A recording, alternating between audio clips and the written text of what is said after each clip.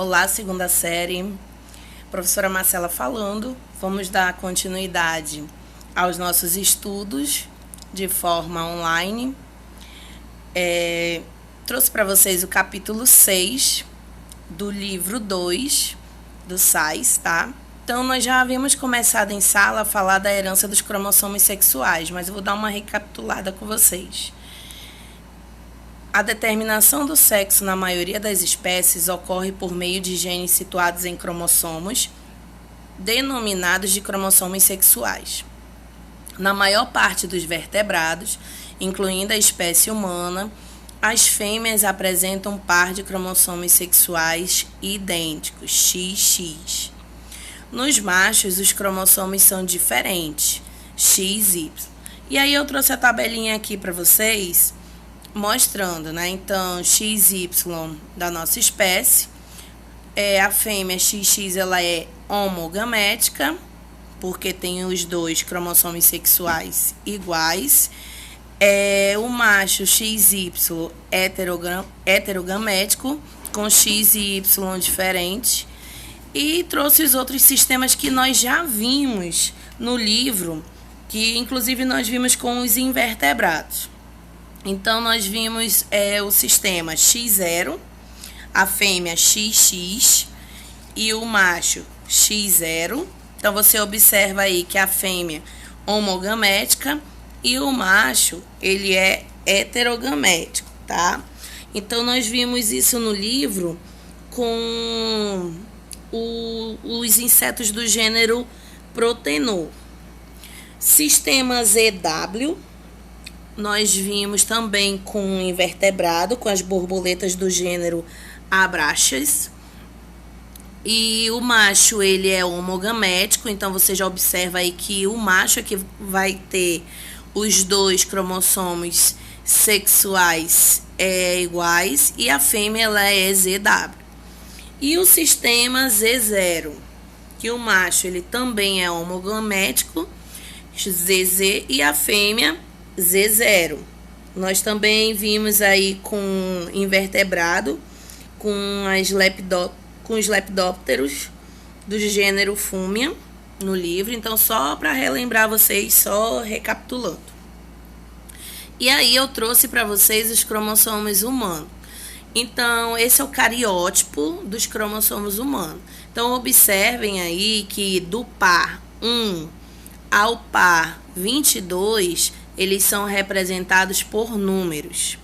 O par 23, ele é representado por letras. Então, os únicos cromossomos representados por letras são os sexuais.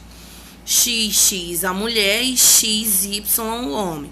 Lembrando que na espécie humana, quem determina o sexo da criança é o pai. Cromatina sexual ou corpúsculo de Barr. Corresponde a um dos cromossomos X pertencente ao sexo feminino que se encontra espiralizado, ou seja, inativo, permitindo com que só um dos alelos X se manifeste. A espiralização é aleatória nas células somáticas e visíveis durante a interfase, utilizada na identificação do sexo quando necessário. E aí eu trouxe a imagem para vocês do corpúsculo de Barr, que inclusive também está no livro de vocês na página 25. Vocês podem estar acompanhando, ok? Antes de eu passar, deixa eu falar. A primeira imagem, XY superior, na imagem superior, mostra aí os cromossomos masculinos. Na segunda imagem, vocês estão vendo os cromossomos femininos. Então, aonde a seta está, é onde nós vamos ter o corpúsculo de Barr, tá? Então, observem aí, né? Na primeira imagem, núcleo de células epiteliais de machos e sem a presença do corpúsculo de Barr. E na segunda imagem, na inferior, vocês vão visualizar as setas, mostrando também essas células epiteliais, mostrando onde está o corpúsculo de Barr. Agora sim, os tipos de herança ligada ao sexo são herança ligada ao cromossomo X, herança restrita ao sexo e herança influenciada pelo sexo. Herança ligada ao cromossomo X. Quando o gene alterado está no cromossomo X, esse tipo de herança tem o padrão recessivo. É a herança materna. Nesse caso, os filhos homens herdam os genes do cromossomo X apenas da mãe, enquanto as filhas herdam um do pai e outro da mãe. As manifestações vão estar presentes nos machos, pois apresentam apenas um cromossomo X, ou seja, não apresentam nenhum gene normal para aquela característica.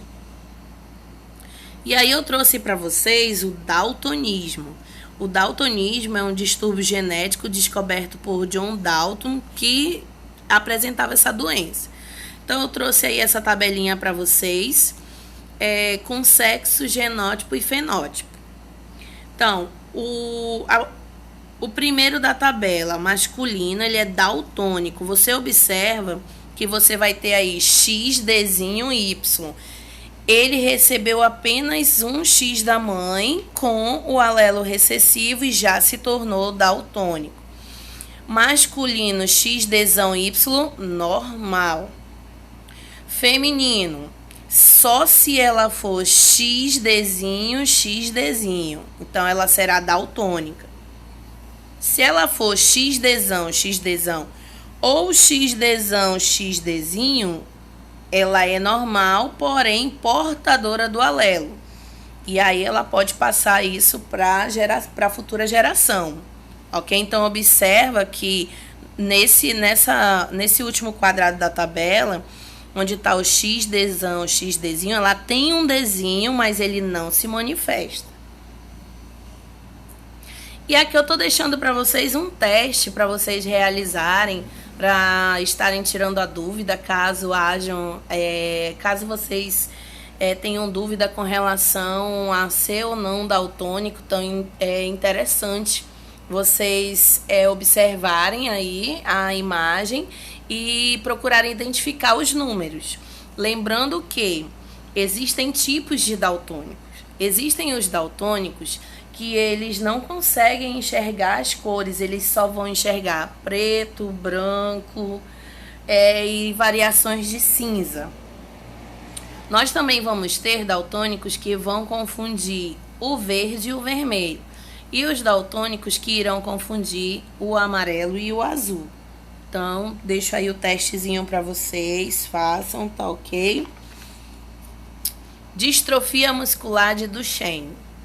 É um distúrbio genético caracterizado por degeneração e atrofia muscular.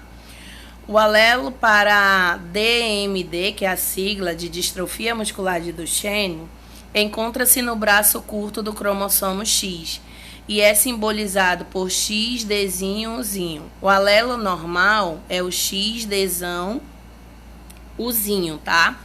Que determina a síntese de uma proteína denominada distrofina.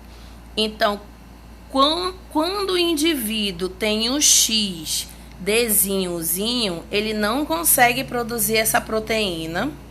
E aí substâncias acabam se acumulando na célula muscular, como é o caso do cálcio, por exemplo. E isso vai fazendo com que a célula vá morrendo. Porque vocês lembram que nós utilizamos muitas substâncias inorgânicas no corpo para a realização de processo, mas nós também fazemos a eliminação do corpo. Então, quando você tem esse processo atrapalhado, ele vai te causar prejuízo de alguma forma, porque nada pode ficar acumulado no nosso corpo excessivamente. Não lembra, né? Nem a mais, nem a menos. Tudo no corpo tem que estar em homeostase, equilíbrio. E aí eu deixei a imagem para vocês observarem o que causa a distrofia muscular de Duchenne. Hemofilia. A hemofilia é uma doença hereditária em que há uma falha no sistema de coagulação do sangue. Os acometidos pela doença apresentam hemorragias abundantes, mesmo em pequenos ferimentos. Então, você observa aí a tabelinha, o sexo, o genótipo e o fenótipo. Masculino, Se ele for X, Hzão Y, ele é um homem normal. Mas se ele for X, Hzinho Y, ele é um homem hemofílico, feminino. Se ela for XHzão, XHzão, ela é normal. Se ela for XHzão, XHzinho, ela é normal, porém portadora do alelo para a doença.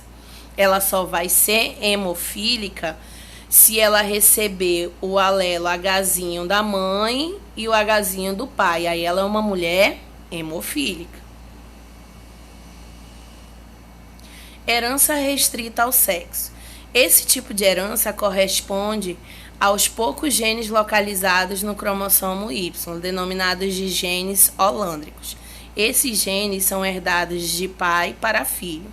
Um exemplo de gene holândrico é o SRY, que é a região determinante do sexo do cromossomo Y.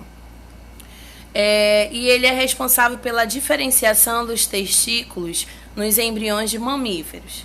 Então, observa bem essa questão do SRY. Ele é importantíssimo na fase embrionária, porque é ele que vai ajudar a determinar o desenvolvimento do testículo, o desenvolvimento da próstata, dos canais deferentes, ou seja, a diferenciação de gênero masculino do feminino, tá? Então, ele é importantíssimo nessa questão. Inclusive, o livro de vocês explica bem direitinho isso também.